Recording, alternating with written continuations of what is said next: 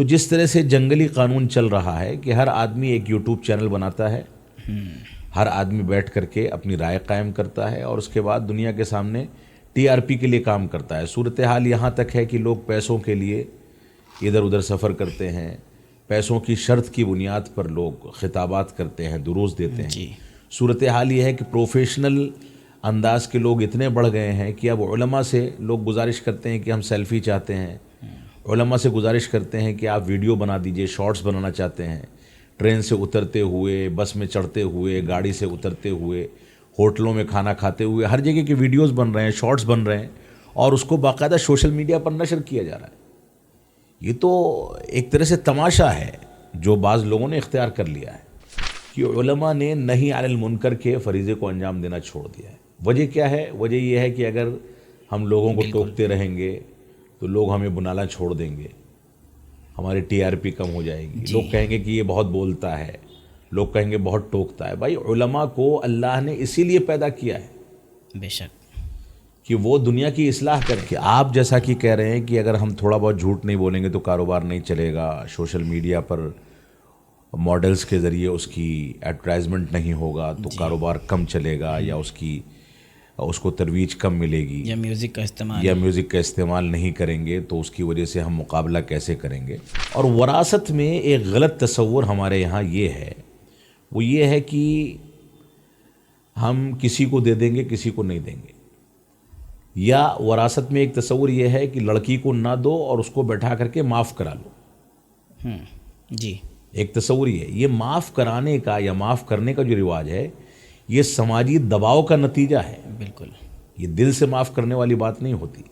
آج بھی اگر آپ کے کسی علاقے میں مدن پورہ کی مثال لے لیں، ساڑی کا کاروبار ہے بنارس میں، آج بھی اگر 50 دکانیں ہیں، 50 دکانوں میں ایک ایسا آدمی ہے جو پوری ایمانداری کے ساتھ، سچائی کے ساتھ کاروبار کرتا ہے۔ مرزا انجینئر نے صحابہ کرام کے موضوع پر جس طریقے سے لوگوں کا ذہن بالکل خراب کر دیا ہے، حتیٰ کہ اپنے اہل حدیث حضرات بھی اس کے فتنے سے نہیں بچ سکے۔ انجینئر علی مرزا نام کے ساتھ انجینئر لکھنے کے باوجود ہمارے نوجوانوں کی نظر میں علامہ ہے، مفتی ہے، اور بیچارہ اہل حدیث اتنا سیدھا ہے کہ 2-4 سال کے اندر آئی ہوئی ایک تعریف کی بنیاد پر وہ پھولے نہیں سمجھتا اور اسی کلپ کو لے کر کے سارے معاشرے میں دوڑتا پھرتا ہے کہ دیکھو یہ ہماری تعریف کرتا ہے۔ السلام علیکم ورحمۃ اللہ وبرکاتہ۔ آج ہماری دعوت کتاب و سنت کے اس پوڈ کاسٹ پر آپ تمام ناظرین کا خیر مقدم ہے۔ آج کے اس پوڈ کاسٹ پر تشریف لائے ہیں فضیلت الشیخ مولانا محمد رحمانی صاحب مدنی حافظہ اللہ۔ شیخ السلام علیکم ورحمۃ اللہ وبرکاتہ۔ وعلیکم السلام ورحمۃ اللہ وبرکاتہ۔ میں اس پر آپ کا شکریہ ادا کرتا ہوں کہ آپ نے ہماری دعوت کتاب و سنت اسٹوڈیو میں آپ نے مجھ کو موقع دیا، اور اللہ کرے کہ یہ کاوش اور اس اسٹوڈیو کے ذریعے سے قرآن و سنت منہج سلف صالحین کی روشنی میں دنیا کے سامنے ایک اچھی کاوش پیش کر سکے۔ اللہ رب العالمین ہم سب کو ایک دوسرے کا تعاون کرنے کی توفیق عطا فرمائے، آمین۔ ہم بھی شیخ کے شکر گزار ہیں کہ شیخ نے ہماری دعوت پر لبیک کہا اور ہمارے یہاں تشریف لائیں۔ تو شیخ اب بلا تاخیر میں آج کے پہلے سوال کی طرف بڑھتا ہوں۔ جی، آج کا پہلا سوال ہے، منہج سلف کی مختصر اور جامع تعریف کیا ہے؟ منہج سلف در حقیقت قرآن و سنت کے اس فہم کا دوسرا نام ہے جو صحابہ کرام نے اختیار کیا تھا، یا صحابہ کرام کے طریقے پر چلنے والے اختیار کرتے ہیں، اور یہ زندگی کے بعض گوشوں کے ساتھ محدود نہیں ہے، بلکہ منہج سلف بنیادی طور پہ اسلامی عقائد، اسلامی بنیادوں اور اس کے بعد عبادات، احکامات، معاملات، اخلاقیات اور ساری کی ساری چیزوں میں سلف صالحین اور بالخصوص صحابہ کرام کی طرز زندگی کو اختیار کر کے اپنی زندگی کو گزارنے کا نام ہے۔ اسی وجہ سے علماء کرام نے منہج سلف صالحین کا جو تعارف پیش کیا ہے وہ یہ ہے کہ زندگی کے تمام گوشوں میں، اخلاقیات میں، عبادات میں، تمام گوشوں میں اور بالخصوص عقائد میں جو کہ اولین فریضہ ہے ہمارا، ان چیزوں میں صحابہ کرام کی طرز زندگی، طرز استدلال، طرز اجتہاد اور صحابہ کرام کی زندگی کے تمام گوشوں کو لے کر کے چلنا، یہ در حقیقت منہج سلف صالحین ہے۔ اور اگر اس کو مختصراً آپ سمجھنا چاہیں تو یہ سمجھ لیں، قرآن مجید، احادیث صحیحہ کو سلف صالحین اور بالخصوص صحابہ کرام کے فہم اور ان لوگوں کے طرز پر لے کر کے چلنا، یہ اصل میں منہج سلف کا مختصر تعارف ہے۔ ماشاءاللہ، آپ منہج سلف پر کافی عبور رکھتے ہیں اور اس موضوع پر کافی محنت بھی آپ کرتے ہیں، تو شیخ ہم اپنی نئی نسل کو کس طریقے سے منہج سلف کے بارے میں سمجھائیں یا انہیں بتلائیں کہ وہ بآسانی اسے قبول کر لیں؟ دیکھیے، پہلی بات تو یہ ہے کہ میں، جیسا کہ آپ نے کہا کہ منہج سلف پر عبور رکھتا ہوں، ایسا نہیں ہے۔ میں منہج سلف کا ایک طالب علم ہوں، اور کیونکہ جماعت اہل حدیث کا ایک بڑا طبقہ ہندوستان میں آج بھی اس سے غافل ہے، اور بہت سارے علماء بھی ایسے ہیں، چاہے شعوری طور پر یا غیر شعوری طور پر، جو فہم سلف صالحین کے ترویج یا اس کی نشر و اشاعت میں جس انداز سے کام کرنا چاہیے نہیں کر رہے ہیں یا نہیں کر پا رہے ہیں۔ اس وجہ سے ہم یہ ذمہ داری محسوس کرتے ہیں کہ اس گوشے کو ابھارا جائے اور اس پر کاوشیں کی جائیں۔ مقصد صرف یہ ہے کہ ہم صحیح انداز سے اسلام کو سمجھ سکیں۔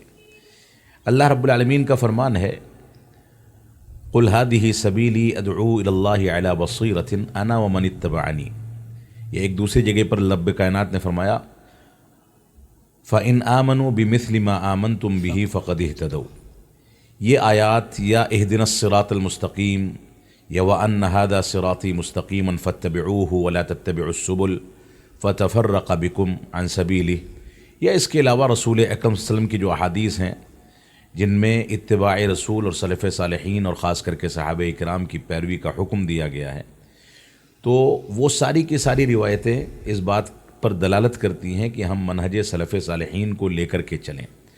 اب مسئلہ یہ ہے کہ معاشرے میں ایک طبقہ ایسا ہے جو یہ کہتا ہے کہ ہم اب تک قرآن و سنت کی بات سنتے تھے، اور قرآن و سنت کے نام سے کوئی بات کہی جاتی تھی۔ ماضی میں علماء نے ہمیشہ ہم کو یہی بتایا ہے کہ قرآن و سنت کی پیروی کی جائے۔ اب لوگ یہ شکوہ کرتے ہیں کہ اب جدید دور کے کچھ علماء ایسے ہیں جو قرآن و سنت کی بات کرنے کے بجائے منہج سلف صالحین کی بات کرتے ہیں۔ یہ ایک بہت بڑا شبہہ پیدا کیا جاتا ہے، جبکہ حقیقت اس کے برعکس ہے۔ ماضی میں علماء نے منہج سلف صالحین کا اہتمام بھرپور طریقے سے کیا ہے۔ یہ سوشل میڈیا کا دور ہے تو اس میں یہ چیز زیادہ ہائی لائٹ ہو رہی ہے یا زیادہ اچھل رہی ہے، ایک بات تو یہ ہے۔ دوسری بات یہ ہے کہ اس دور میں جب ماضی میں علماء نے قرآن و سنت کے نام پر دعوت پیش کی، اس دور میں بیماریاں اتنی نہیں بڑھی تھیں یا شبہات اتنے نہیں بڑھے تھے کہ ان شبہات کا براہ راست جواب دے کر کے منہج سلف صالحین کے ضوابط کو عوام کے سامنے واضح کرنے کی ضرورت محسوس ہو۔ لیکن آج کے دور میں فتنے اور شبہات اتنے بڑھ گئے ہیں کہ ان شبہات اور فتنوں کو دبانے کے لیے یا ان کو نقصان پہنچانے کے لیے یا ان سے امت اسلامیہ کو نجات دلانے کے لیے سلف صالحین کے اس طرز کو اختیار کرنا پڑتا ہے جو طرز ان لوگوں نے فتنوں کے دور میں اختیار کیا تھا۔ تو ایک تو خلاصہ یہ ہے۔ آپ کے سوال کا دوسرا حصہ یہ ہے کہ آج کے دور میں آسان الفاظ میں لوگوں کو کیسے بتایا جائے کہ منہج سلف صالحین کیا ہے۔ جی، میں اس سلسلے میں ایک سوال صرف کروں گا سننے والوں سے۔ وہ سوال یہ ہے کہ قرآن و سنت کو سب سے زیادہ کس نے سمجھا تھا؟ قرآن و سنت کو سب سے زیادہ سمجھنے والے ظاہر سی بات ہے وہ لوگ تھے جو اللہ کے نبی صلی اللہ علیہ وسلم کی صحبت میں اور آپ کی معیت میں زندگی گزارتے تھے۔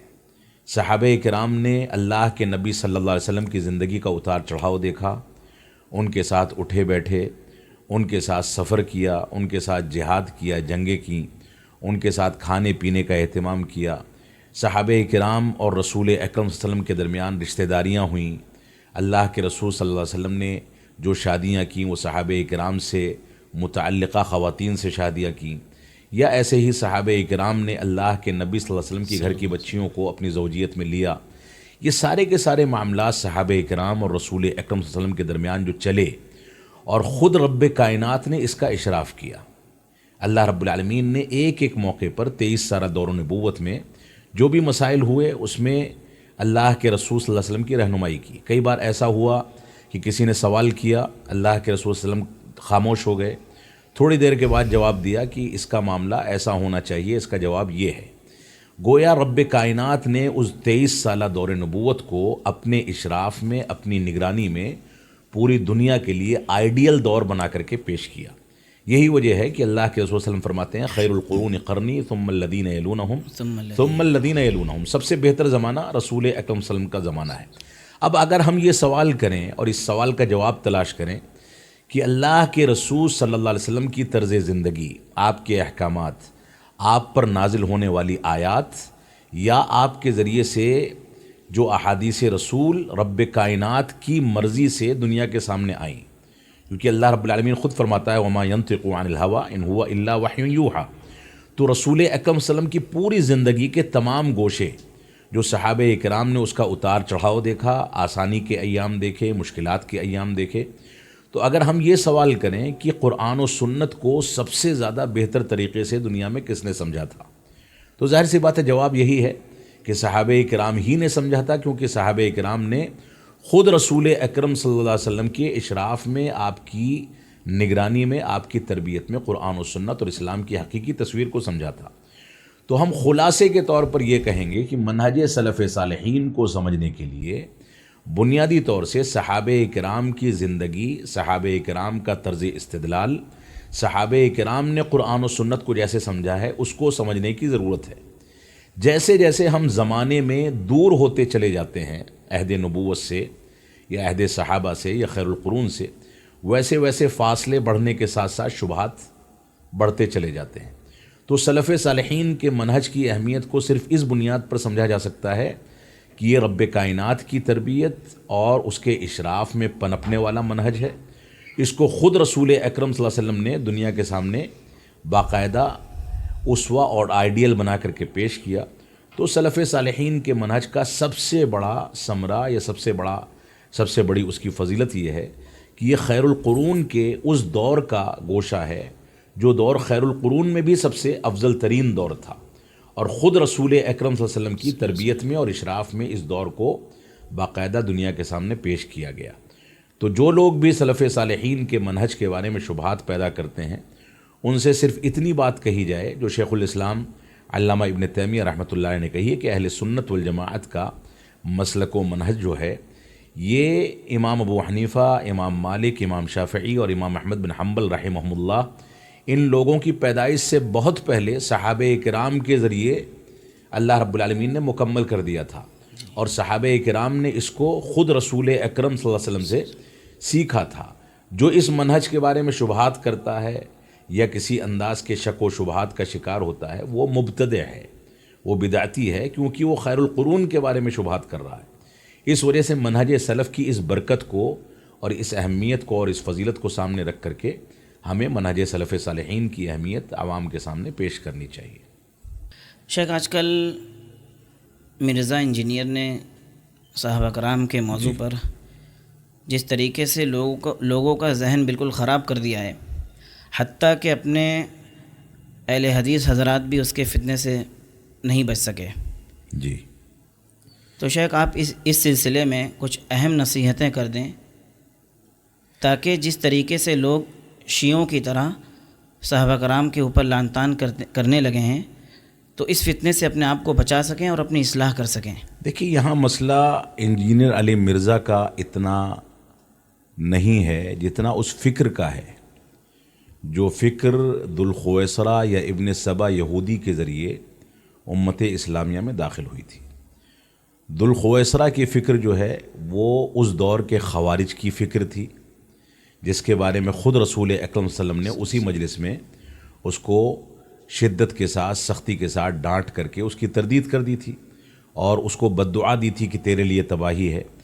تو یہ جو ذوالخویسرہ کی فکر تھی یہ اس دور کے خوارج کی فکر تھی، جس کے بارے میں رسول اکرم صلی اللہ علیہ وسلم نے فرمایا کہ بظاہر بہت دیندار ہوں گے، نمازیں بہت قاعدے سے اور خشوع و خضوع کے ساتھ پڑھیں گے، تم اپنی نمازوں کو ان کی نمازوں کے آگے حقیر سمجھو گے، تلاوت بہت خوبصورت کریں گے لیکن قرآن مجید کے احکامات ان کے حلق سے نیچے نہیں اتریں گے۔ تو انجینئر علی مرزا جو ہے یہ اصل میں اس فکر کی ترویج کا ایک نمائندہ ہے، جو فکر در حقیقت خوارج سے یا ابن سبا یہودی سے نکل کر کے امت اسلامیہ کے اندر گھر کر گئی تھی۔ یہاں پر ہمیں بنیادیں دیکھنی چاہیے۔ ذوالخویسرہ کی فکر اور ابن سبا یہودی کی فکر، یہ دونوں کے دونوں افکار رافضہ یعنی شیعوں اور موجودہ دور کے خوارج یعنی مودودیوں یعنی جماعت اسلامی کے پیروکاروں کے ذریعے سے یہ پوری کی پوری فکر دنیا کے سامنے عام ہوئی ہے۔ حقیقت یہ ہے کہ بر صغیر میں تکفیر کا جو بیج بویا تھا مولانا مودودی صاحب نے، اس تکفیر کے بیج نے خروج کے اس پودے کو تناور درخت بنا دیا، جو پودا بر صغیر کے اندر مودودی صاحب کے ذریعے سے ترویج پایا۔ ایسے ہی خوارج جو قدیم خوارج تھے، ان کی جدید فکر موجودہ دور میں کہ حکومتوں کے خلاف بغاوت، علماء کی تکفیر، اسلامی حکومتوں کی تکفیر، یہاں تک صورتحال ہے سید قطب یہاں تک کہتے ہیں کہ وہ جمعہ نہیں پڑھتے کیونکہ ان کی نظر میں کوئی امام مسلمان نہیں ہے، انہوں نے زندگی میں کوئی جمعہ مسلمان امام کے پیچھے نہیں پڑھا۔ تو در حقیقت انجینئر علی مرزا کی جو فکر ہے یہ ذوالخویسرہ کی اور ابن سبا یہودی کی ملی جلی فکر ہے، کیونکہ انجینئر علی مرزا در حقیقت نیم رافضی ہے، صحابہ اکرام کے بارے میں غلط انداز کے افکار، اور یہاں تک کہ شیخین یعنی ابو بکر صدیق اور عمر بن خطاب رضی اللہ تعالیٰ عنہما کے بارے میں اس نے غلط افکار پیش کیے ہیں، ان کے اوپر جرح کی ہے۔ وہ یہاں تک کہتا ہے کہ وَكُلًّا وَعَدَ اللَّهُ الْحُسْنَى، اللہ رب العالمین نے اس آیت میں سارے صحابہ اکرام سے جنت کا وعدہ نہیں کیا بلکہ بعض لوگ اس سے الگ تھے۔ اسی طرح سے ثقیفہ بنو ساعدہ کے بارے میں وہ کہتا ہے کہ ابو بکر رضی اللہ تعالیٰ عنہ کی خلافت پر سارے صحابہ اکرام متفق نہیں تھے۔ یہ سارے کے سارے افکار جو انجینئر علی مرزا نے پیش کیے ہیں یہ در حقیقت رافضہ کے اور شیعوں کے افکار ہیں۔ یہ افکار کسی بھی صورت میں اہل سنت والجماعت کے ہاں قابل قبول نہیں ہو سکتے۔ اس کا یہاں تک کہنا ہے کہ اللہ رب العالمین کا فرمان رضی اللہ عنہم ورضوا عنہ، اس میں سارے صحابہ کرام شامل نہیں ہیں۔ اللہ رب العالمین سارے صحابہ کرام سے راضی نہیں ہوا۔ یہ اس انداز کی چیزیں فتح مکہ کے پہلے کے دور کا، بعد کے دور کا اس نے فرق کیا ہے، تفریق کی ہے، اور بہت سارے ایسے افکار ہیں جو افکار حقیقت میں رافضہ سے اور شیعوں سے ماخوذ ہیں۔ تو انجینئر علی مرزا یا موجودہ دور میں ابھی ماضی قریب میں ایک ندوہ کے سلمان ندوی گزرے ہیں، ہم یہ دیکھتے ہیں کہ لوگ تردید کرنے میں صرف چند شخصیات کو نشانہ بنا کر کے ان تک محدود رہتے ہیں، جبکہ بنیاد یہ ہے کہ اس طرح کے افکار کی تردید ان لوگوں کو شامل کر کے کی جانی چاہیے جن لوگوں نے اس کی تاسیس کی ہے یا یہ بیج بوئے ہیں، جس میں ہندوستان اور بر صغیر میں مودودیت کا فتنہ ہے، جماعت اسلامی کا فتنہ ہے، اور بین الاقوامی سطح پر سید قطب یا حسن البنا کا فتنہ ہے جو اخوان المسلمین کے نام سے جانا جاتا ہے، اور ایسے ہی ان لوگوں کے افکار کو آگے بڑھانے والے یہ چھوٹے چھوٹے نمائندے ہیں۔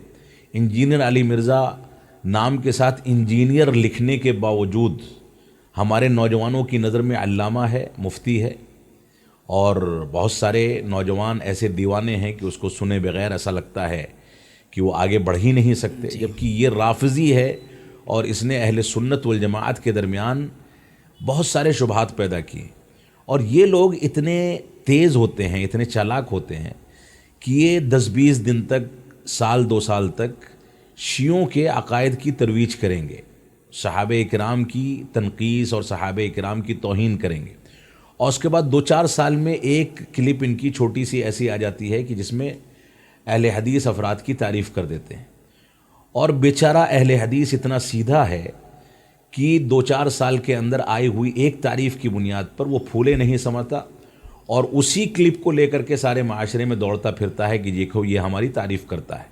بھائی ایک آدمی اگر آپ کی حقیقی تعریف بھی کر رہا ہے، دوسری جانب صحابہ کرام کی تنقیص اور توہین کو کس انداز سے نظر انداز کیا جا سکتا ہے؟ تو بنیاد یہ ہے کہ منہج سلف صالحین کے مطابق بعض ضوابط ایسے ہیں کہ اہل بدعت یا گمراہ شخصیات کی تعریف کرنا جائز ہی نہیں ہے، ان کی خوبیوں پر بھی ان کی تعریف نہیں کی جائے گی، بلکہ ان کے عیوب ہی کو ذکر کیا جائے گا، کیونکہ اگر ہم خوبیوں پر ان کی تعریف کرنے لگیں گے تو جو جذباتی قسم کے یا کم پڑھے لکھے یا جاہل قسم کے نوجوان ہیں یا افراد ہیں، وہ اسی تعریف کے گوشے کو لے کر کے اڑنے لگیں گے اور تردید کے گوشے کو کنارے کر دیا جائے گا۔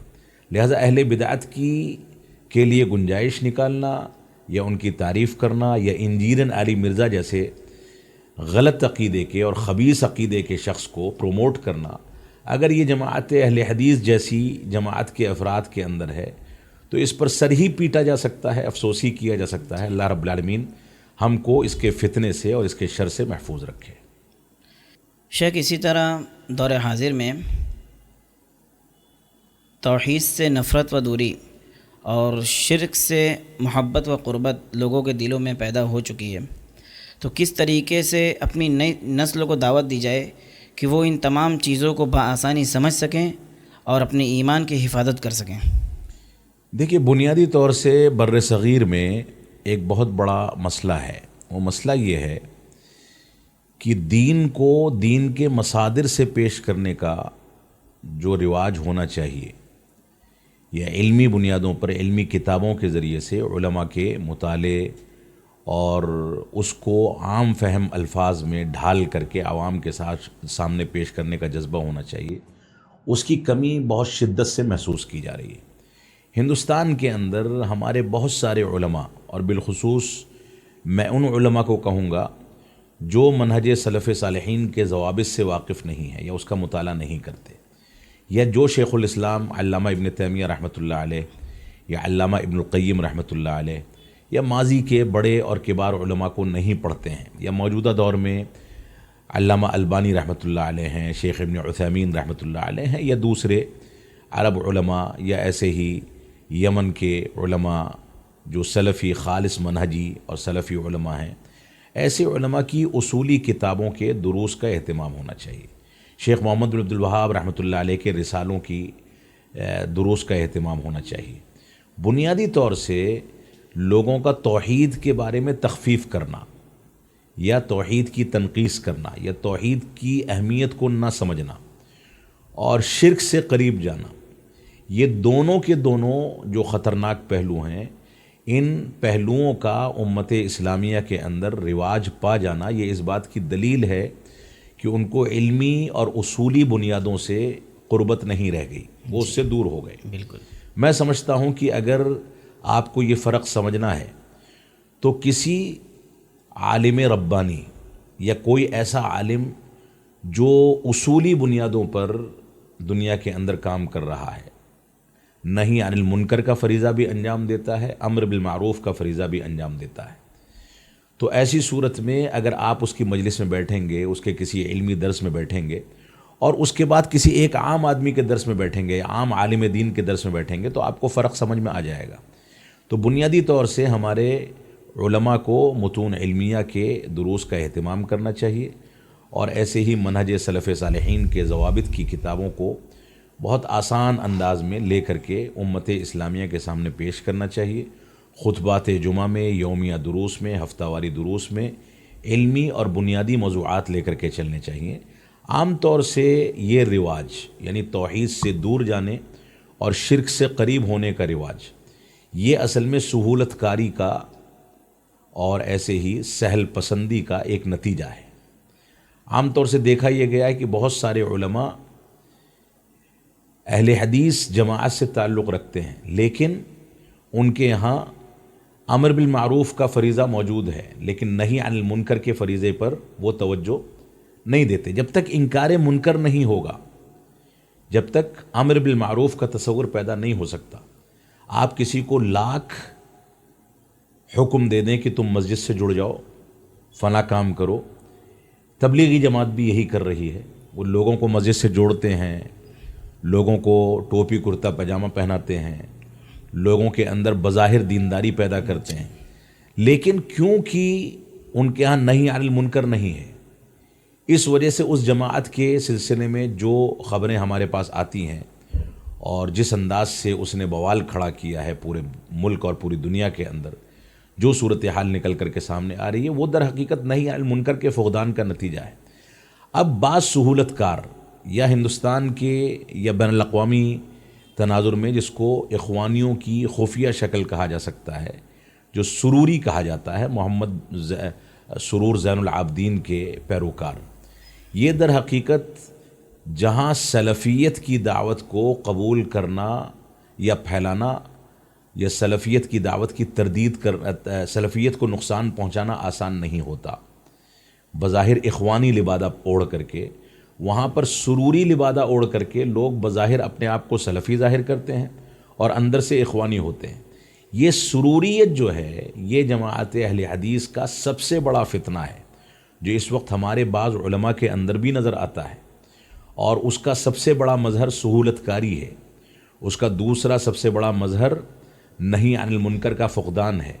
ایسے ہی اس کا ایک مظہر اخوانیوں اور جماعت اسلامی اور مودودی جماعت کے لوگوں سے قربت ہے، ان کے لیے گنجائش نکالنا ہے۔ اس کا ایک مظہر اہل بدعت سے قربت رکھ کر کے ان کے لیے گنجائش نکالنا ہے۔ اس طرح کی چیزوں کے نتیجے میں شرک کو اور بدعات کو ترویج ملتی ہے، اور توحید کا پہلو جو ہے وہ کمزور پڑتا ہے۔ جاتا ہے۔ شیخ، اسی طرح عصر حاضر میں اخلاقی تنزلی میں آپ کس چیز کو زیادہ خطرناک سمجھتے ہیں اور اس کا علاج کیا ہے؟ دیکھیے، اخلاقی تنزلوں میں بہت ساری چیزیں ہو سکتی ہیں۔ اخلاقیات میں مثال کے طور پر ہم یہ کہیں بے حیائی ہے، بے پردگی ہے، یا ایسے ہی ہمارے خاندانوں کا جو مشترکہ خاندانوں کا نظام ہے اس کی وجہ سے بہت ساری چیزیں سامنے آ رہی ہیں۔ ناچ گانا ہے، ناچ گانے کے علاوہ نشہ آور چیزوں کا استعمال، یعنی بیڑی سگریٹ، اور بیڑی سگریٹ سے آگے بڑھ کر کے زیادہ نشے والی چیزیں، کبھی کبھار شراب اور اس طرح کی چیزیں جو رواج پا رہی ہیں۔ یہ نشہ جو ہے یہ ام الخبائث کی ایک شکل ہے، اور اس سے بھی اخلاقی بگاڑ بڑھتا چلا جا رہا ہے۔ گالی گلوچ ہے، زبان کا غلط استعمال ہے، بد زبانی کرنا ہے، اور ان ساری کی ساری چیزوں کا ایک بنیادی سبب سوشل میڈیا کا غلط استعمال بھی ہے۔ تو اخلاقی زندگی میں جو بگاڑ پیدا ہوتا ہے اس بگاڑ کے بہت سارے مظاہر ہو سکتے ہیں، اور میں نہیں سمجھتا کہ مسلم معاشرے میں بگاڑ کا کوئی ایسا مظہر ہو جو موجود نہ ہو۔ اس وقت مسلم معاشرہ اخلاقی سطح پر اتنے دور جا کر کے گر چکا ہے، اتنی رذالت اختیار کر چکا ہے کہ ہمارے خاندانوں سے پردے کا رواج ختم ہو گیا، خواتین بالکل آرام کے ساتھ سب کے سامنے آتی ہیں، شادی بیاہ میں ساری کسر نکال لی جاتی ہے، فضول خرچیاں ہوتی ہیں، بے حیائی ہوتی ہے، بے پردگی ہوتی ہے۔ کتنی اخلاقی بگاڑ کی سطح یہاں تک کبھی کبھار پہنچ چکی ہے کہ لڑکیاں اجنبی لڑکوں کے ساتھ بے تکلف رہتی ہیں، گھر والے اس پر کوئی پرواہ نہیں کرتے اور اس پر کوئی ایکشن نہیں لیتے، اور ایسے ہی صورتحال ارتداد تک پہنچ رہی ہے۔ لڑکیاں غیر مسلم لڑکوں کے ساتھ بھاگ کر کے شادی کر رہی ہیں اور گھر والوں کو اس کی کوئی پرواہ نہیں ہے۔ تو بنیادی طور سے اخلاقی بگاڑ پر کنٹرول کرنے کے لیے بنیادی طور سے ہماری ذمہ داری یہ ہے کہ ہم اسلامی تربیت اور دینی تعلیم پر توجہ دیں۔ ماں باپ کو سب سے پہلے اپنی اخلاقی زندگی بہتر کرنی ہوگی، تب بچے ان سے اثرات قبول کریں گے۔ ماں باپ کو دینی تعلیم کو اور علماء حق کو ترجیح دے کر کے اپنے خاندانوں سے قریب کرنا ہوگا، تب بچوں کے اوپر مثبت اثرات آئیں گے۔ تو اخلاقی بگاڑ کی بہت ساری شکلیں ہو سکتی ہیں، چند کی بطور مثال چند کا تذکرہ میں نے یہاں پر کیا ہے، باقی اور شکلیں بھی ہو سکتی ہیں۔ شیخ، بسا اوقات تو ایسا بھی ہوتا ہے کہ اگر کوئی خاتون ہے اور اپنے کزن سے پردہ کرتی ہے تو لوگ اس پہ حیرت کرتے ہیں، اور یہ کہہ کے مطلب کہ اس بات کو اتنا ہلکا لیا جاتا ہے کہ کوئی حرج نہیں ہے، پھوپھو کی لڑکی ہے یا لڑکا ہے، اس میں کوئی دقت کی بات نہیں ہے، مطلب اس کو عیب ہی نہیں سمجھا جاتا۔ یہ اصل میں ہندو تہذیب کے اثرات مسلمان خاندانوں پر، مسلمان معاشرے پر ہیں۔ ہندو تہذیب میں جہاں اس طرح کی رعایتیں نہیں ہیں، مسلمانوں کے یہاں اس طرح کی چیزیں ان کے ذریعے سے یا ہمارے کلچر کے بگاڑ کے نتیجے میں سامنے آ رہی ہیں۔ بہت سارے ایسے رشتے ہیں جو رشتے شریعت اسلامیہ نے ایک دوسرے کے لیے حرام کیے ہیں، یا بہت سارے ایسے رشتے ہیں جن کو آپس میں رب کائنات نے محارم بنایا ہے۔ جی لیکن رشتوں کو تار تار کرنے کی جو شکلیں ہیں، حقیقت میں شریعت اسلامیہ نے بہت پہلے اس کے بارے میں تنبیہ کر دی تھی، جیسا کہ اللہ کے رسول صلی اللہ علیہ وسلم کا فرمان ہے الحمو موت۔ حمو جو ہے یہ موت ہے۔ حمو کس کو کہتے ہیں؟ حمو کہتے ہیں بیوی کے قریبی رشتہ دار خواتین کو، یا عورت کے لیے شوہر کے قریبی رشتہ دار جو مرد حضرات ہیں، یا اس کے علاوہ جو بھی ایسے رشتہ دار ہیں جو ہمارے خاندان میں یا گھرانوں میں آتے جاتے رہتے ہیں۔ شریعت نے ہمارے اور ان کے درمیان پردہ رکھا ہے، لیکن کیونکہ وہ آتے جاتے رہتے ہیں تو ہمارے خاندان کے لوگ یہ سمجھتے ہیں کہ بھائی یہ تو بھائی بہن ہیں جی یا قریبی رشتہ دار ہیں، ان سے پردہ کرنے کا کیا مطلب بنتا ہے؟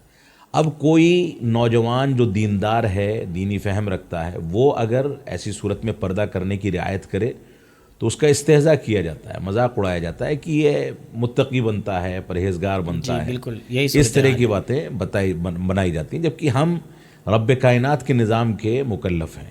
دنیا کیا کہتی ہے، دنیا کیا چاہتی ہے، ہمیں اس کی پرواہ نہیں کرنی چاہیے۔ گھرانوں میں، خاندانوں میں ایسا رواج ہے تو ماں باپ کو بیٹھا کر کے پوری وضاحت کے ساتھ سمجھایا جائے کہ یہ بگاڑ ہے، اخلاقی بگاڑ کا سبب ہے، اس وجہ سے اس طرح کی چیزوں کا رواج ہمارے خاندان میں نہیں ہونا چاہیے۔ ان کو سمجھا کر کے ان مسائل کا حل نکالا جانا چاہیے، اور اس طرح کی چیزوں سے مکمل پرہیز کرنا چاہیے، کیونکہ شریعت اسلامیہ نے اس کو موت کہا ہے۔ موت یعنی بہت بڑا فتنہ، بہت بڑا فتنہ۔ بہت بڑا فتنہ ہے۔ اور حقیقت یہ ہے کہ ہنسی مذاق میں اور ایسے ہی آپس میں بے تکلفی میں ان رشتہ داریوں کے درمیان بہت سارے ایسے واقعات پیش آتے ہیں جو صرف اس بنیاد پر دب جاتے ہیں، دبا دیے جاتے ہیں کہ خاندان کا اندر کا مسئلہ ہے، باہر جائے گا تو بدنامی ہوگی۔ اس انداز کی تعویل کر لی جاتی ہے، جبکہ حقیقت یہ ہے کہ ان رشتوں کے قریب ہونے یا بے پردہ ہونے، جن کے بارے میں اسلام نے پردے کا حکم دیا ہے، اس کے نتیجے میں اخلاقی بگاڑ بہت تیزی کے ساتھ پھیل رہا ہے۔ شیخ، آج معاملات کا حال تو ایسا ہو چکا ہے کہ کوئی کسی کے اوپر بھروسہ کرنے کے لیے تیار نہیں ہے۔ کوئی انسان کسی کے اوپر یقین کرنا اس کا مشکل ہو چکا ہے، حتیٰ کہ لوگوں کی جو گفتگو ہے وہ صرف گفتگو تک ہی محدود رہ گئی ہے، خواہ وہ اصلاحی گفتگو ہی کیوں نہ ہو، وہ وعدے ہی کیوں نہ ہوں۔ تو شیخ، ان تمام چیزوں کی اصلاح ہم کس طریقے سے کر سکتے ہیں؟ دیکھیے، دین معاملات کا نام ہے، دین معاملات کا نام ہے۔ جب تک معاملات ہمارے بہتر نہیں ہوں گے، جب تک دین کا کوئی فائدہ نہیں۔ جی، بنیاد یہ ہے کہ ہم یا ہمارے بزرگ یا خاندان میں جو بڑا بوڑھا ہوتا ہے، وہ اس ڈر سے کہ اب میری موت قریب ہے، وہ مسجدوں میں نمازیں ادا کرنے لگتا ہے۔ یعنی دوسرے الفاظ میں آپ کہیں، جب پیر قبر میں لٹک جاتا ہے جی، تو اللہ یاد آتا ہے۔ یہ ایک رواج ہے بر صغیر کا۔ لوگ پوری زندگی پیسہ بٹورتے رہتے ہیں، جمع کرتے رہتے ہیں، اور یہ کہتے ہیں کہ جب بوڑھے ہو جائیں گے تب حج کریں گے، جبکہ حقیقت یہ ہے کہ جوانی میں یہ عبادات انجام دی جانی چاہیے۔ تو معاملات کا مسئلہ جو ہے وہ بہت زیادہ حساس ہے۔ معاملات کو آپ اس طرح سے سمجھ سکتے ہیں کہ آپ اللہ کی عبادت کر رہے ہیں، لیکن لوگوں کے ساتھ معاملات خراب ہیں تو آپ کو عبادت کا کوئی فائدہ نہیں ملے گا۔ معاملات یا حقوق العباد کو بہتر ہونا چاہیے۔ کاروبار میں حرام خوری، ایک دوسرے کا پیسہ مار لینا، ایک دوسرے سے لین دین میں بے ایمانی کر لینا، یا اس انداز کے جو اسالیب اختیار کیے جا رہے ہیں، میں نہیں سمجھتا، اللہ محفوظ رکھے، آج شاید اس سے کوئی محفوظ ہو۔ معاملات کی یہ خرابی جو ہے ہمیں کہاں تک لے جائے گی ہم نہیں سمجھ پا رہے ہیں۔ حلال و حرام کی تمیز نہ ہونا، سود اور سودی بنیادوں پر، لون کی بنیادوں پر کاروبار کو آگے بڑھانا، حرام اشیاء کا کاروبار کرنا، ایسے ہی وراثت کی تقسیم ایک بہت بنیادی مسئلہ ہے کہ وراثت کی تقسیم میں ماں باپ کبھی کبھار عدل کا دامن چھوڑ دیتے ہیں۔ یعنی مثال کے طور پر اپنی زندگی میں چند بچوں کو کچھ نواز دیا، اور اس کے بعد ان کی وفات کے بعد بھائیوں کا بہنوں کا آپس میں جھگڑا شروع ہوتا ہے. یہ بنیاد جو ہے وہ عدل نہ کرنے یا انصاف نہ کرنے کے نتیجے میں ہے. وراثت میں ایک عام رجحان ہے جو غیر مسلم تہذیب سے مسلمانوں میں آیا ہے کہ لڑکی کو جہیز دے دو، وراثت میں شریک نہ کیا جائے. جی علماء کے گھرانوں تک میں یہ صورتحال ہے. وراثت سے لڑکیوں کو، عورتوں کو محروم کیا جاتا ہے. یہ حقیقت میں معمولی جرم نہیں ہے. اگر کسی نے کسی کی ایک بالغ زمین بھی اس کی مرضی کے خلاف ہڑپ لی ہے یا اس پر قبضہ کر لیا ہے تو قیامت کے دن 7 زمینیں اس کے کندھے پر ڈالی جائیں گی. اللہ. وہ کسی بھی صورت میں اس سے بھاگ نہیں سکتا. تو لین دین کے مسائل، حلال و حرام کی تمیز کے مسائل، ایسے ہی ایک دوسرے کے حقوق کے مسائل، یہ مسائل اتنے خطرناک اور اتنے حساس ہیں کہ اس کی لاپرواہی کے نتیجے میں خود رب کائنات نے فرمایا کہ میں بھی اس کو معاف نہیں کر سکتا، بلکہ جس کے معاملات ہیں اس سے معافی تلافی کرنے کے بعد ہی انسان اپنے آپ کو آخرت کے عذاب سے بچا پائے گا. تو معاملات کی خرابی جو ہے یہ بہت اہم مسئلہ ہے، اور اس کے نتیجے میں بہت سارے ایسے رسم و رواج بڑھتے چلے جا رہے ہیں جو ہمارے خاندانوں کو توڑ رہے ہیں. اگر میں ایک عام سی بات پیش کروں یا دعویٰ کروں تو حقیقت یہ ہے کہ میں سچا ثابت ہوں گا کہ مسلمان خاندانوں کے ایک پیڑھی کے گزر جانے کے بعد دوسری پیڑھی کے احوال دیکھے جائیں. جی. بھائی بھائی سے نفرت کر رہا ہے، بھائیوں بہنوں کے درمیان عداوتیں ہیں، ایسے ہی خاندان ٹوٹ جاتے ہیں، چچا بھتیجے کے درمیان دشمنی ہے، خاندان ٹوٹ جاتے ہیں، خواتین پھوپھیاں ہیں یا مامی ہیں یا ایسے ہی والدہ اور بیٹیاں ہیں. ان لوگوں سے جائیداد کے لڑائی جھگڑوں کی بنیاد پر صدیوں کی جنگیں چھڑ جاتی. بالکل. اور وراثت میں ایک غلط تصور ہمارے یہاں یہ ہے، وہ یہ ہے کہ ہم کسی کو دے دیں گے کسی کو نہیں دیں گے. یا وراثت میں ایک تصور یہ ہے کہ لڑکی کو نہ دو اور اس کو بیٹھا کر کے معاف کرا لو. جی. ایک تصور یہ معاف کرانے کا یا معاف کرنے کا جو رواج ہے یہ سماجی دباؤ کا نتیجہ ہے. بالکل. یہ دل سے معاف کرنے والی بات نہیں ہوتی. اور میں تو یہاں تک کہتا ہوں کہ اگر کسی کے پاس معاف کرنے کی استطاعت ہے تو بھی معاف نہیں کرنا چاہیے. اس کی وجہ یہ ہے کہ جب وراثت انصاف کے ساتھ تقسیم ہوگی تو جس کے حق میں جو حصہ آیا ہے اس سے فائدہ اس کی اولاد اٹھائے گی. آج فرض کر لیجئے میں نے اپنے بھائیوں کے حق کو لیے بغیر معاف کر دیا. جی. کل میری اولاد کو اگر کچھ تنگی آئے گی تو سب سے پہلے اس واقعے کی بنیاد پر وہ یہ کہے کہ میرا باپ ایسا تھا اور اس کو یہ ملنا چاہیے تھا. پھر میرے بچوں اور میرے بھائی کے بچوں کے درمیان نزاعات اور اختلافات کھڑے ہوں گے. اور اگر رب کائنات نے کسی کو نواز رکھا ہے اور ایک بھائی غریب ہے، پریشان حال ہے، تو بھی وراثت کی تقسیم عدل کے مطابق کرنے کے بعد سارے بھائیوں کی ذمہ داری ہے کہ بیٹھ کر کے اس کے لیے کچھ ہدیہ، تحفہ، ہبہ یا اس طرح کی چیز کا انتظام کریں تاکہ اس کی زندگی گزر سکے. لیکن وراثت کے سلسلے میں بہت حساس فیصلے لیے جانے چاہیے ورنہ خاندان ایسے ہی ٹوٹتے رہیں گے. اچھا، بسا اوقات ایسا بھی دیکھنے کو ملتا ہے کہ یہ چیزیں آتی ہیں کہ کسی بہن نے جیسے والدین گزر چکے ہیں، اب چونکہ بھائی کو وراثت تقسیم کرنا دینا ہے، حصہ جو بہن کا وراثتی حق بن رہا ہے، لیکن بہن اپنے حصے کو معاف کر دیتی ہے تو کیا صورتحال ہوگی؟ یا وہ یہ بولے کہ معاف کرنا، بہن کا معاف کرنے کا مسئلہ ہے، یہ میں نہیں جانتا ہوں الا ماشاء اللہ کہ بہن اپنی مرضی سے معاف کرتی ہے. یہ سماجی دباؤ میں ہی معاف کیا جاتا ہے، اگرچہ وہ ظاہر یہ کرتی ہے کہ میں اپنی مرضی سے معاف کر رہی ہوں. بہن کبھی بھی اپنی مرضی سے نہیں کرتی بلکہ سماجی دباؤ ہوتا ہے. ایک بات یہ ہے. دوسری بات یہ ہے کہ اگر بہن فرض کر لیجئے کہ اپنی مرضی سے معاف کر رہی ہے تو بھی اس کو اپنی آل اولاد کی فکر کرنی چاہیے. بھائی اس کے جو بچے ہیں اگر کل ان کے ساتھ کسی انداز کی تنگی آئے گی تو ماں کا معاف کرنا، جی، جائیداد میں حصے دار نہ بننا، یہ کہیں نہ کہیں بچوں کے دلوں میں نفرت پیدا کر سکتا ہے. لہذا عدل سے کام ہونا چاہیے اور اگر اس کو اپنی استطاعت دیکھتے ہوئے بھائیوں کا خیال کرنا ہے تو وراثت کا حصہ لینے کے بعد وہ اس کے بچوں کا تعاون کرے، لیکن معاف کرنے کی پالیسی یہ سماجی دباؤ کا نتیجہ ہے۔ جی شیخ، وراثت کے متعلق جب اتنی باتیں نکلی ہیں تو ایک بہت اہم نقطے کی طرف میرا ذہن جا رہا ہے، وہ یہ کہ ایک بہن کو وراثت کب ملنی چاہیے؟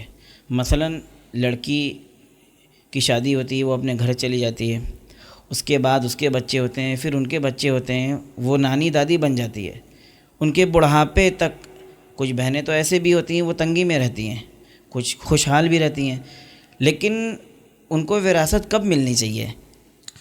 وراثت تو جس دن باپ کی یا سرپرست کی وفات ہوتی ہے، جس کی جائیداد تقسیم ہونی ہے، جی، جس دن اس کی وفات ہوئی ہے اسی دن یا اس کے ایک آدھ دن جب انسان تدفین سے اور ساری چیزوں سے فارغ ہو جائے، جی، 2-3 روز گزر جانے کے بعد فوراً بیٹھ کر کے اس پر فیصلے لیے جانے چاہیے۔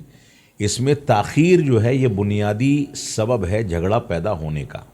جی، اب کسی آدمی کو وراثت 1 سال کے بعد مل رہی ہے، 2 سال کے بعد مل رہی ہے، باپ کی وفات کے بعد اس کی ویلیو کچھ اور تھی، اور 1 سال کے بعد 2 سال کے بعد اس کی ویلیو بدل چکی ہے۔ جتنی تاخیر ہوتی ہے وراثت کی تقسیم اتنی مشکل ہوتی چلی جاتی ہے۔ بنیادی طور سے وراثت کی تقسیم اسی وقت ہو جانی چاہیے جب انسان کی وفات ہوئی ہے، جس کی وراثت تقسیم ہونی ہے، اس کی جب وفات ہوتی ہے تبھی فوراً اس کی تقسیم کر دینی چاہیے، اور آپس میں بیٹھ کر کے حصے داری کر کے کسی عالم دین کے اشراف میں اس کو مکمل کر لیا جانا چاہیے۔ اور ایک چیز اور میں رکھنا چاہوں گا، زیادہ بات میں لمبی نہیں کرنا چاہتا شیخ، یہ کہ اگر کسی بہن کا اگر حصہ مان لیجئے 1 لاکھ روپیہ بن رہا ہے مثلا، تو اس کا حصہ اتنا بن رہا ہے، اسے بتانے کے بعد اس سے یہ مطالبہ کیا جاتا ہے کہ میں تمہیں 10,000 روپیہ دینا چاہتا ہوں، اس میں کیا تم راضی ہو؟ اور باقاعدہ دباؤ بنایا جاتا ہے، اور جب کوئی لڑکی یا کوئی بہن کہتی ہے کہ جو میرا حق ہے اسے پورا ادا کیا جائے، تو پھر وہاں پہ دشمنی اور عداوت پیدا ہوتی ہے۔ یہ ناانصافی ہے، ظلم ہے۔ جو آدمی دباؤ پیدا کر رہا ہے یا پورا حق نہیں دے رہا ہے، اس کو اللہ کے ہاں اللہ کے عذاب کا سامنا کرنا پڑے گا۔ بلکہ میں تو یہاں تک کہتا ہوں کہ رشتہ داریوں کے جو مسائل ہیں یہ ان جرائم میں سے ایک جرم ہے جس کا نتیجہ دنیا کے اندر ہی آ جاتا ہے۔ آخرت میں جو عذاب ہوگا وہ اپنی جگہ پر، لیکن جو جس کا حق ہے وہ پورا حق دیا جانا چاہیے۔ عموماً یہ دیکھا گیا ہے کہ مرد حضرات عورتوں کو کم پر راضی کر کے ٹرخانا چاہتے ہیں، ان پر دباؤ بنا کر کے ان کے حق کو خود کھانا چاہتے ہیں، غصب کرنا چاہتے ہیں۔ یہ حقیقت میں ظلم ہے، حرام خوری ہے۔ اس کو کسی بھی صورت میں برداشت نہیں کیا جا سکتا ہے، اور کسی بھی صورت میں اس کی گنجائش نہیں نکالی جا سکتی ہے۔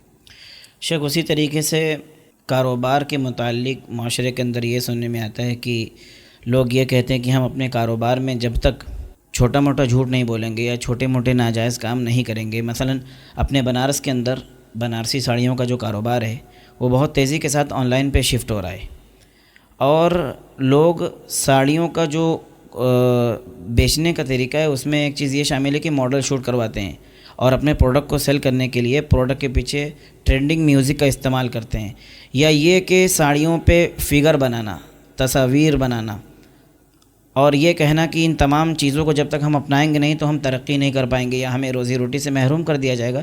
تو ایسے لوگوں کو شاید ہم کس طریقے سے سمجھائیں؟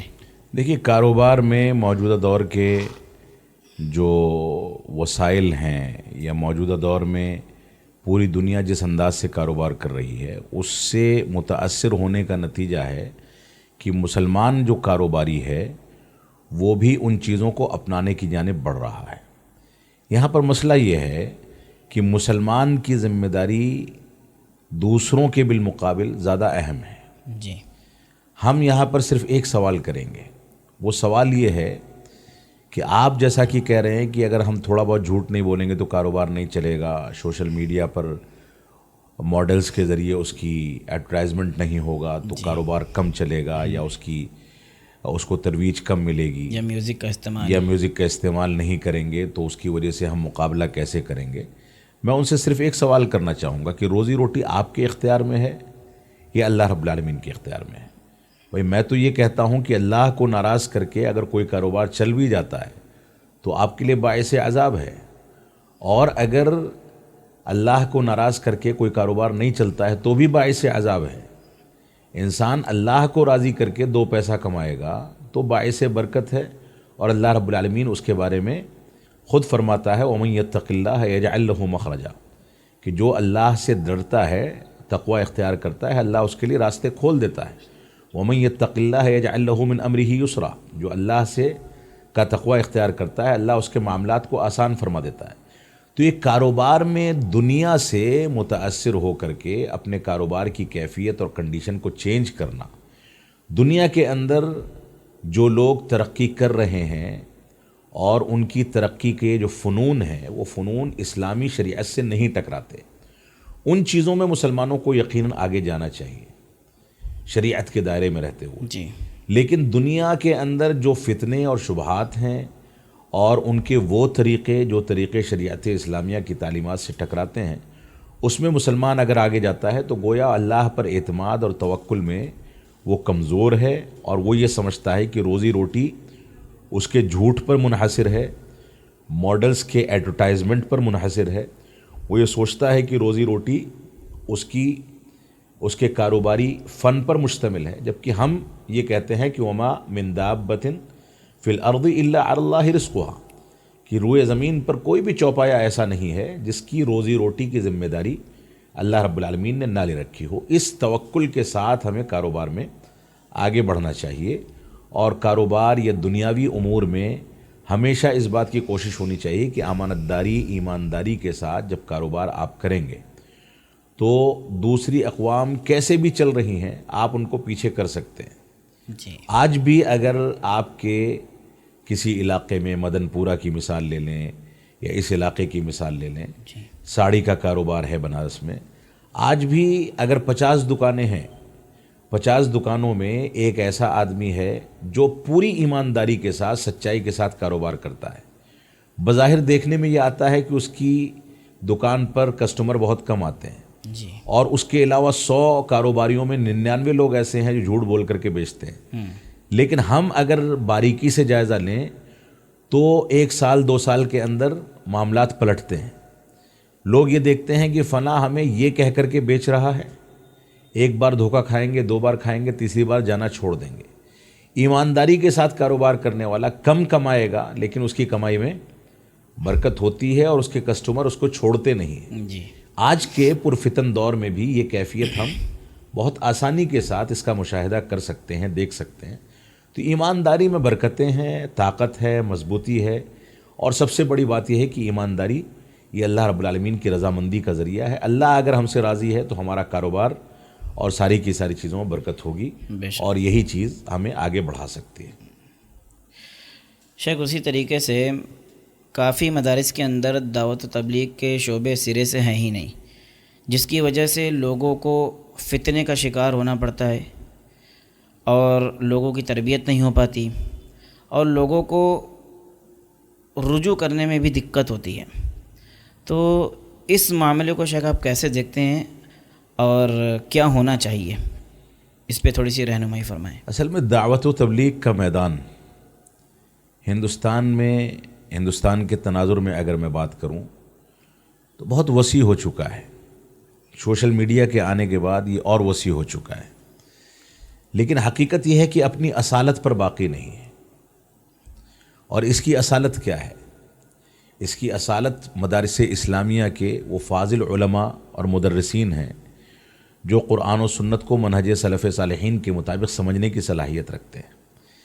مدارس اسلامیہ اگر شعبہ دعوت و تبلیغ کو مضبوط نہیں کریں گے، یا ان کے ہاں دارالافتاء نہیں ہوگا، یا ان کے ہاں لوگوں کی رہنمائی کا کوئی شعبہ نہیں ہوگا، تو جس طرح سے جنگلی قانون چل رہا ہے کہ ہر آدمی ایک یوٹیوب چینل بناتا ہے، ہر آدمی بیٹھ کر کے اپنی رائے قائم کرتا ہے، اور اس کے بعد دنیا کے سامنے TRP کے لیے کام کرتا ہے۔ صورتحال یہاں تک ہے کہ لوگ پیسوں کے لیے ادھر ادھر سفر کرتے ہیں، پیسوں کی شرط کی بنیاد پر لوگ خطابات کرتے ہیں، دروس دیتے ہیں۔ صورتحال یہ ہے کہ پروفیشنل انداز کے لوگ اتنے بڑھ گئے ہیں کہ اب علماء سے لوگ گزارش کرتے ہیں کہ ہم سیلفی چاہتے ہیں، علماء سے گزارش کرتے ہیں کہ آپ ویڈیو بنا دیجئے، شارٹس بنانا چاہتے ہیں، ٹرین سے اترتے ہوئے، بس میں چڑھتے ہوئے، گاڑی سے اترتے ہوئے، ہوٹلوں میں کھانا کھاتے ہوئے، ہر جگہ کے ویڈیوز بن رہے ہیں، شارٹس بن رہے ہیں، اور اس کو باقاعدہ سوشل میڈیا پر نشر کیا جا رہا ہے۔ یہ تو ایک طرح سے تماشا ہے جو بعض لوگوں نے اختیار کر لیا ہے۔ تو دعوت و تبلیغ کی مرکزیت جب فقدان اس کا ہوگا، یا دوسرے الفاظ میں آپ اس کو کہہ سکتے ہیں مرجعیت علماء کی مرجعیت کا فقدان ہوگا، تو ایسی صورت میں یہ فتنے بڑھیں گے۔ جی، اور مرجعیت کو محفوظ کرنے کے لیے یا جو اصالت ہے اس کو باقی رکھنے کے لیے سب سے آگے مدارس اسلامیہ کے ذمہ داران کو آنا پڑے گا۔ اور یہ کوئی بہت مشکل مسئلہ نہیں ہے۔ جس علاقے میں کوئی مدرسہ یا جامعہ قائم ہے، اس علاقے کی مسجدوں میں خطبات جمعہ، یومیہ دروس یا ہفتہ واری دروس کا اہتمام اگر اساتذہ کی باری کے ساتھ بنایا جائے تو میں سمجھتا ہوں کہ ایک استاذ کو مہینے میں ایک بار خطبہ اور ایک بار درس کا اہتمام کرنا ہوگا، اور وہ مسجد کے ذمہ داران سے بات کر کے اس کو آنے جانے کی سہولت اور دوسری سہولیات جو ہیں وہ دی جا سکتی ہیں۔ تو یہ کام اگر مدارس اسلامیہ اپنے یہاں شعبہ دعوت و تبلیغ برائے نام نہیں، برائے عمل اگر شروع کرتے ہیں تو ایسی صورت میں امید ہے کہ یہ شعبہ مضبوط ہوگا۔ اور جہاں تک مسئلہ فتاوے کا ہے تو دارالافتاء مدارس کے اندر قائم ہیں، اس دارالافتاء کو بھی مضبوط کرنے کی ضرورت ہے۔ اور میں یہاں تک کہوں گا کہ سوال جواب کی مجلسوں کا اہتمام بڑھایا جانا چاہیے۔ صرف تقریر اور دروس سے بہت سارے اشکالات لوگوں کے ذہنوں میں باقی رہ جاتے ہیں، ختم نہیں ہوتے۔ جب اوپن مجلس ہوگی، لقاء مفتوح ہوگی، عوام اور علماء کے بیچ میں آپس میں بیٹھ کر کے گفتگو ہوگی، تو عوام اپنے اشکالات رکھے گی، علماء اس کو سمجھائیں گے، جواب دیں گے۔ اس سے جو شبہات ہیں وہ ٹوٹیں گے۔ تو آپس کے تبادلے خیال اور سوال و جواب کی مجلس کو قابل اعتماد علماء کے ذریعے سے آگے بڑھایا جانا چاہیے، تاکہ عوام کے اندر جو شکوہ ہے، جو شبہات ہیں وہ ختم ہوں اور دین کا مشن مضبوطی کے ساتھ آگے بڑھ سکے۔ شیخ، عصر حاضر میں علماء کرام و مبلغین کو کن کن صفات سے متصف ہونا ضروری ہے؟ کیونکہ جب عمل کا معاملہ آتا ہے تو عوام الناس ایک نظر ضرور علماء کی طرف کرتی ہے۔ دیکھیے، علماء کی موجودہ دور میں جو مشکلات ہیں، ان مشکلات میں سے ایک بنیادی مشکل علم کی گہرائی ہے۔ کوئی بھی عالم جب تک علمی بنیادوں پر اپنے آپ کو ہمیشہ لے کر کے نہیں چلے گا، جب تک اس کی زندگی بنجر ہوتی چلی جائے گی۔ کوئی طالب علم اگر مدارس اسلامیہ سے فارغ ہو گیا ہے، خطیب ہو گیا ہے، واعظ ہو گیا ہے، اس نے نام کما لیا ہے، تو اس کو جتنی شہرت ملتی ہے اس کو اتنا زیادہ محنت کرنی چاہیے۔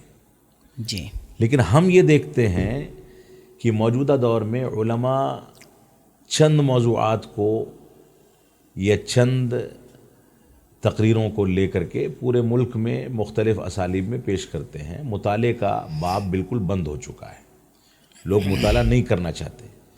علماء کی ایک ذمہ داری یہ ہے کہ علم کی گہرائی پیدا کرنے کے ساتھ ساتھ وہ دوسرے بڑے علماء سے منسلک رہیں، یعنی ایک آدمی عالم بننے کے باوجود طالب علم باقی رہے۔ یہ ایک بہت بنیادی مسئلہ ہے۔ علماء ایک مقام پر پہنچ جاتے ہیں، اس کے بعد ایسا لگتا ہے کہ وہ بیزار ہو گئے دوسرے علماء سے۔ تو جو علماء حق یا ہمارے بڑے علماء ہیں جو علم کی گہرائی رکھتے ہیں، منہج سلف صالحین کو سمجھتے ہیں، ان علماء سے دوسرے علماء کو جڑ کر کے اپنی علمی زندگی کو ہمیشہ آگے بڑھانا چاہیے۔ تو ایک مسئلہ تو یہ ہے کہ عالم کے اندر علم کی گہرائی ہونی چاہیے، اس کے لیے جو بھی وسائل ہیں وہ اختیار کریں۔ جی، دوسری بنیاد یہ ہے کہ عالم کے اندر منہج سلف صالحین کے ضوابط کا شعور ہونا چاہیے، تاکہ وہ علم جو حاصل کر رہا ہے اس کو صحیح طرز پر اور صحیح پیمانے پر سمجھ سکے۔ ہوتا کیا ہے کبھی کبھار، بلکہ بہت سارے لوگوں کے بیانات میں یہ بات سننے میں آتی ہے کہ کوئی آیت پیش کی، کوئی حدیث پیش کی، اس کا مفہوم پیش کر دیا، عوام اس کے اس اسلوب کے نتیجے میں دیوانی ہو جاتی ہے۔ لیکن اگر باریکی کے ساتھ اس کا جائزہ لیا جائے تو اس نے اس آیت یا اس حدیث کے تناظر میں جو بات پیش کی ہے وہ منہج سلف صالحین کے خلاف ہے. صحابہ کرام نے مفہوم کچھ اور ذکر کر رکھا ہے اور ہم اپنی عقل پر اس کا مفہوم کچھ اور ذکر کر رہے ہیں. تو یہ بھی علمی کمزوری کا نتیجہ ہے. تو علم کی بنیادیں مضبوط ہونی چاہیے. جی. منہج سلف صالحین کے ضوابط کا گہرائی کے ساتھ مطالعہ ہونا چاہیے. ایسے ہی علماء کی ایک ذمہ داری یہ ہے کہ وہ دنیا کی فکر کیے بغیر دنیا کے اندر سے منکرات کو ختم کرنے کی کوشش کریں. یعنی جہاں ایک جانب امر بالمعروف کا فریضہ انجام دیں وہیں دوسری جانب نہی عن المنکر کا فریضہ انجام دیں. آج کل سہل پسندی یا سہولت کاری کا ایک خطرناک پہلو یہ ہے کہ علماء نے نہی عن المنکر کے فریضے کو انجام دینا چھوڑ دیا ہے. وجہ کیا ہے؟ وجہ یہ ہے کہ اگر ہم لوگوں کو ٹوکتے رہیں گے تو لوگ ہمیں بنانا چھوڑ دیں گے, ہماری TRP کم ہو جائے گی. لوگ کہیں گے کہ یہ بہت بولتا ہے, لوگ کہیں گے بہت ٹوکتا ہے. بھائی علماء کو اللہ نے اسی لیے پیدا کیا ہے بے شک کہ وہ دنیا کی اصلاح کریں. اللہ کے نبی صلی اللہ علیہ وسلم کے جہاں مقامات کا تذکرہ رب کائنات نے بہت زیادہ بڑے انداز میں کیا ہے, وہاں آپ کے لیے یہ صفت بھی بیان کی گئی کہ آپ لوگوں کو برائی سے بچاتے ہیں, برائی سے روکتے ہیں. یہ بنیاد ہے. اور اللہ رب العالمین نے فرمایا وَلَا يَخَافُونَ لَوْمَةَ لَائِمٍ. یہ علماء حق جو ہیں یہ کسی ملامت کرنے والے کی ملامت سے نہیں ڈرتے. اور اللہ کے نبی صلی اللہ علیہ وسلم کا فرمان ہمارے لیے کافی ہے جس میں آپ نے فرمایا کہ ایک دور ایسا آئے گا جس میں کچھ لوگ ایسے ہوں گے جو اولین دور کا اجر و ثواب پائیں گے. اولین دور کا یعنی صحابہ کرام والا اجر و ثواب ان کو ملے گا. تو اللہ کے رسول نے فرمایا کہ الناہون عن المنکر, یہ وہ لوگ ہوں گے جو منکرات سے لوگوں کو روکتے ہیں. تو منکرات سے روکنے کا بہت اونچا مقام ہے. اس وجہ سے علماء کی ایک صفت یہ ہونی چاہیے کہ وہ منکرات سے لوگوں کو روکیں. اس بات کی پرواہ نہ کریں کہ کوئی ہم کو بلائے گا نہیں بلائے گا. اس بات کی پرواہ نہ کریں کہ کوئی خوش رہے گا یا ناراض ہوگا. کیونکہ اللہ رب العالمین نے ہم کو اس لیے پیدا کیا ہے کہ ہم اللہ کو راضی کریں. دنیا کو راضی کرنے کے لیے ہمیں نہیں پیدا کیا گیا. تو علماء کی ایک ذمہ داری یہ ہے. ایسے ہی علماء کی ایک ذمہ داری یہ ہے کہ علماء فتنوں کے بارے میں, ایسے ہی بگاڑ کے بارے میں دوسرے علماء سے جڑ کر کے ماحول کو سمجھ کر کے گہرائی کے ساتھ مطالعہ کریں کہ کہاں کس منکر کے اوپر نکیر کرنے کی ضرورت ہے. اور اس سلسلے میں بعض علماء نے اس بات کا تذکرہ کیا ہے کہ علماء کی ایک صفت یہ ہوتی ہے کہ وہ امن و سلامتی کے احوال میں اور بے چینی اور ڈر اور خوف کے احوال میں, دونوں احوال میں امت کے لیے شفیق و مہربان ہوتے ہیں. ہم اس کے ذریعے سے بھی علماء کو سمجھ سکتے ہیں کہ علماء حق کون ہیں. بسا اوقات ایسا ہوتا ہے کہ حالات کچھ اور جا رہے ہیں, بعض علماء گھبرا کر کے چیزیں بولنا چھوڑ دیتے ہیں, پریشان امت کی رہنمائی چھوڑ دیتے ہیں. وہ یہ سوچتے ہیں کہ اس کو چھڑنے کی ضرورت نہیں ہے. جی. جبکہ ہماری ذمہ داری ہر حالت میں دین کے مشن کو واضح کیا جائے, اور امن و سلامتی کے احوال ہوں یا خوف و ہراس کے احوال ہوں, ہر حالت میں امت کی صحیح رہنمائی کی جائے. اس بات کی پرواہ نہ کی جائے کہ اس کے بارے میں کیا نتائج نکلیں گے, کیا ہوگا. ٹھیک ہے, نتائج کو سامنے رکھتے ہوئے اگر مفسدت یا فساد کے زیادہ ہونے کا امکان ہے تو مصلحت کا تقاضا ہے کہ تھوڑا بہت اسالیب بدل لیے جائیں, کچھ اچھا اسلوب اختیار کر لیا جائے, بات چیت کا راستہ اپنایا جائے, اور جو ذمہ داران ہیں ان سے بات چیت کر کے مسائل کو دھیرے دھیرے لے کر کے چلا جائے. جی. لیکن بہرحال کلی طور سے اپنے ضوابط سے تنازل نہیں کیا جا سکتا ہے. جی. شاید اسی طریقے سے اسی سوال کے آخر میں جو بات میں نے بولی کہ جب عمل کی پاری آتی ہے, عمل کا موقع آتا ہے, تو عوام الناس علماء کے عمل کی طرف نظر ڈالتی ہے. تو ایسے لوگوں کو آپ کیا کہنا چاہیں گے, کیا پیغام دینا چاہیں گے کہ جب عمل کا موقع آتا ہے اگر علماء کے اندر کوئی خامی یا کوئی غلطی موجود ہے تو اسے اپنے لیے دلیل بنا لیتے ہیں؟ دیکھیے, یہ ایک عوام کے ایک جذبات کا نتیجہ ہے. جی. ایک عام آدمی جو ہے وہ دو ناحیے سے علماء کو دیکھتا ہے. ایک تو وہ آدمی ہے جو علماء کو بالکل پرفیکٹ دیکھنا چاہتا ہے. جی. وہ چاہتا ہے کہ ہمارے علماء ہیں, ہمارے قائدین ہیں, ان کے ہاں کوئی کوتاہی نہیں ہونی چاہیے. جی. ایسے شخص کو ہم خیر خواہ کہہ سکتے ہیں. لیکن کچھ لوگ ایسے ہوتے ہیں جو اپنی غلطیوں کی تعویل یا اس کا جواز تلاش کرنے کے لیے علماء کی غلطیاں تلاش کرتے ہیں. یہ دونوں پہلو ہمارے سامنے ہونے چاہیے. اب یہ سمجھ لیں کہ بھائی کوئی عالم دین ہے, ہمارے لیے آئیڈیل ہے, ہمارے علاقے کا رہنما ہے, اور ہم اس کی تقریریں سنتے ہیں. انسان وہ بھی ہے, جی, بشر وہ بھی ہے, اس سے غلطی ہو سکتی ہے. اگر عوام اپنے قائدین میں یا علماء کے درمیان کوئی غلطی دیکھیں تو ان کی ذمہ داری ہے کہ تنہائی میں اس کے ساتھ بیٹھ کر کے بات چیت کریں, اصلاح کی کوشش کریں. اسی کو الدین النصیحہ کہا گیا ہے. سب کے لیے دین نصیحت ہے, خیر خواہی ہے. تو علماء کی غلطیوں کی تشہیر کرنا ایک تو غلط ہے, علماء کی غلطیوں کے ذریعے سے اپنی غلطیوں کا جواز تلاش کرنا بھی غلط ہے. لیکن علماء کے ہاں کچھ کمی کوتاہی ہے تو بشری تقاضے سے اس کے بارے میں ان سے بات کی جائے, اس کی تشہیر کرنے سے اجتناب کیا جائے. الا یہ کہ وہ غلطی ایسی ہے جس کا تعلق عقیدہ و منہج سے ہے, بنیادوں سے ہے, اسلامی بنیادوں سے, اور وہ غلطی سوشل میڈیا کے تھرو یا کسی دوسرے ذریعے سے پھیل رہی ہے.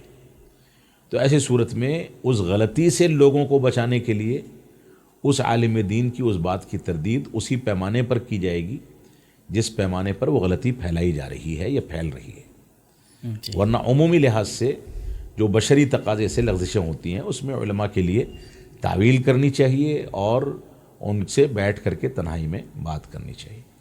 جی شیخ, اب آخری سوال کے ساتھ اب اپنی اس پروگرام کا اختتام میں کروں گا. آخری سوال یہ ہے کہ بیچ میں رہ گیا تھا, مسجد کے اندر بیع و شرع کا کیا حکم ہے, اور مسجد کے باہری مسجد کا باہری حصہ جو ہوتا ہے اس میں عام طور پہ دیکھا جاتا ہے کہ 8-10 دکانیں نکال دی جاتی ہیں. اس میں پان کی دکان بھی ہوتی ہے, مٹھائی کی دکان بھی ہوتی ہے, اس میں تمباکو وغیرہ بھی بیچے جاتے ہیں. تو شیخ اس کا کیا حکم ہے, کیا ایسا کرنا مسجد کی جگہ پہ درست ہے؟ ایک تو صریح روایت ہے مسجد کے اندر بیع و شراء جائز نہیں ہے. آج کل رواج ہے جمعے کے بعد مسجد کے باہر کوئی بیٹھا ہے, کوئی بازار کی شکل ہے تو الگ مسئلہ ہے, جی, لیکن مسجد کے اندر داخل ہو کر کے بیع و شراء جائز نہیں ہے. اللہ کے رسول صلی اللہ علیہ وسلم نے ایسی کیفیت پر بددعا کے کلمات ذکر کیے ہیں. دوسری بات جو آپ نے ذکر کی کہ مسجد کے ساتھ متصل کچھ دکانیں نکال دی جاتی ہیں, وہ دکانیں جو ہیں وہ ایک طرح سے مسجد کے لیے وقف ہوتی ہیں, اور ان کا کرایہ بھی مسجد کو جاتا ہے. ان کا کرایہ بھی مسجد کو آتا ہے, وہ مسجد ہی کے لیے نکالا جاتا ہے تاکہ مسجد کی آمدنی اس سے آ سکے. اب آپ کے سوال کا اگلا گوشہ یہ ہے کہ اس کے اندر تمباکو, بیڑی, سگریٹ بیچا جاتا ہے, جی, یا کوئی ایسی ناجائز چیز بیچی جاتی ہے جو شریعت اسلامیہ میں حرام ہے.